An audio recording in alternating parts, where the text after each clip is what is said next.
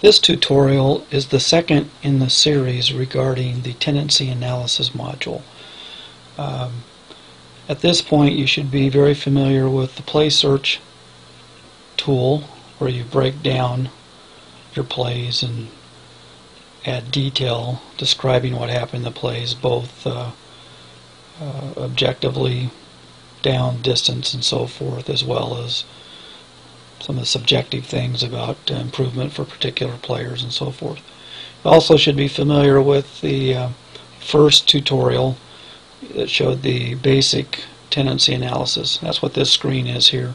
Just as a quick reminder, up here is where you would see any available analysis reels to watch.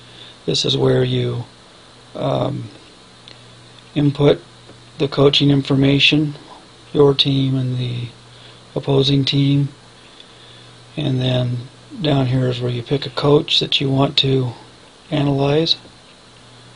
For instance, I want to see all the third downs, and then also all the third downs that were third and short, and then all the third downs that were also third and short and in the red zone. And again, these things are truly arbitrary. It just depends how you want to set up your own codes. So you hit that, and it comes up and tells you that these are the games that you analyze from that coach. Here are the plays that represent a match. Just quickly, there were 77 plays that were third downs. There were 47 plays that were third down and short. Of those, 35 were runs, 12 were passes, which is 74 and 26%. And the third downs that were third and short, and in the red zone there were 13 plays, 11 which were runs, and 15% or 2 were passes, showing here that in the red zone they're more likely to run than pass. Then, as described before, this is where you would click to create that reel, but that's not what we're really looking at here. That's just background. So let's go to the complex analysis. You look down here, there's a new link for complex analysis. You click that and it brings up this screen. So here we have a notion of a tendency matrix, and what that is a matrix which describes the different tendency possibilities. What I'm showing here is 5 groups, Group 1 through Group 5, and I've arbitrarily called this first group here the down group. Group 2 is down and distance. Group 3 is the zone, or the north-south position on the field. Group 4 would be the lateral direction that a play takes, east-west direction, and Group 5 I've just kind of got downfield, which is kind of the result in a short gain, medium, long, or was the play a draw, lead, trap, or screen, or whatever you want here. All these groups, as I've implied, are arbitrary. It just depends how you want to use them. The way you edit one of these fields is let's just go in here and type something. You type in something that you want to sort on and hit return. That's the key thing. You got to hit return. Reminders up here. But something isn't what we want to sort on. I just want to show you how you do that. Okay, so what this actually does, it's going to run a very complex sequence of analysis on all these combinations of possible results of plays against this particular opponent. The first thing it does is it runs all the first down plays. Then it runs all the first and short plays, and then all the first and short which are also in the red zone. The red zone being from the 0 to the 20, and the orange zone from the 20 to the 40, the yellow zone from the 40 to 40, and the green zone from the 40 to 20, and the blue zone from the end zone to the 20. And in this example, RZ is red zone. You could, if you use red, then you could have red in there. Or if you use RZ and red, you could put them both in there. Okay, so I go backing up here. So what this actually does, it goes through here and does this play that matches that sequence, all those 5 things. Then it'll go and do this and match this. So for instance, all the first and shorts that were in the red zone, the first and short that was in the red zone that was a run to the short side, and then go through all those for all the runs to the short side.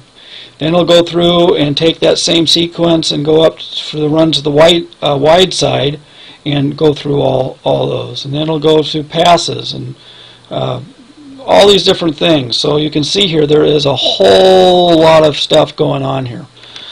Consequently, it can take several seconds, and depending on the time of day and so forth, it could take a couple minutes to run a full-fledged tendency chart. There's another thing you can do here, and I'm going to do it because I'm going to run an example here, and that is if you go in here and type a tick mark, or sometimes called a grave accent, which is this mark here, which is often found just to the left of the 1 key. If you put that in, don't forget to put enter, you can turn off the search for that. So what I'm going to do is turn off all the searches for everything except for third downs. This will show all the third downs, and I've also turned off the short, medium, long, the draw. I left screen there, but that's just because I just want to reduce the amount of time. So what I'm going to do now is I'm going to pick a coach, and then a message is going to come up to tell me that this is going to take some time. It's the middle of the night right now, so it won't take that long. In fact, I got a clock here just to remind you that time's moving. It's now doing that analysis, and there it is. It's done. So when it's done here, you now get this thing that says click here to show or hide the tendency analysis results. Here they are. So this again tells you that these are the games that were coached by Coach Roberts that you're analyzing. Here's the result of all those combinations. Oh, and down here at the bottom it tells you, warning, the following criteria from group 1 have been skipped. So all those things that we turned off, just to make sure that you haven't forgot that. Okay. And if you desire, you take this output here, you can actually pick on any of these groups here and sort. You can sort by the number of plays, percentages, and all that sort of thing, if you find that useful. Okay, so what does this tell us here? This tells us that since we're just looking at third down plays, that in this analysis there were total. If you hover over this, it tells you there was a total of 77 plays that were analyzed for third down. Of those, 52 were runs, 25 were passes, which breaks down to 68% runs, 32% passes. And then if you want to look at the third and short, there was a total of 47 plays, 35 were runs, and 12 were passes. If you want to go down here and look at the third and short that were in the red zone,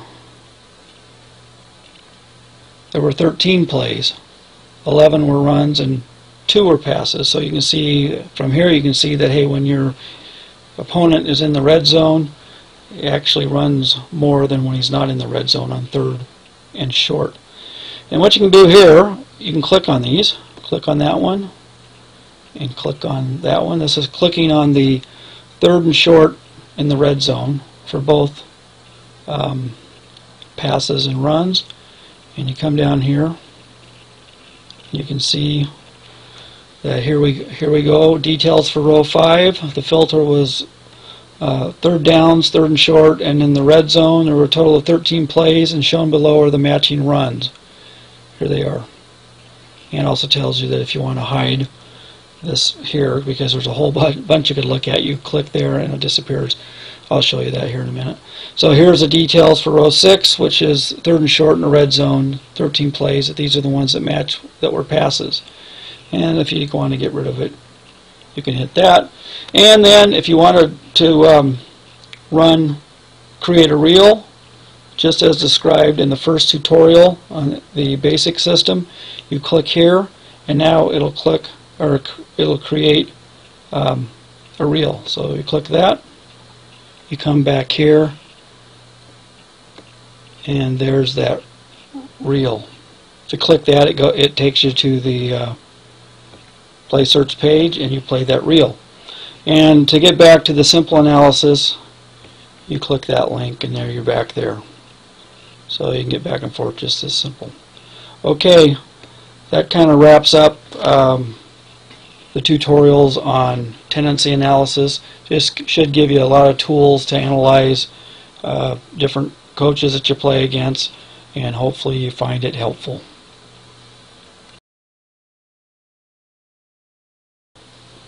This is an addendum to the tendency analysis module.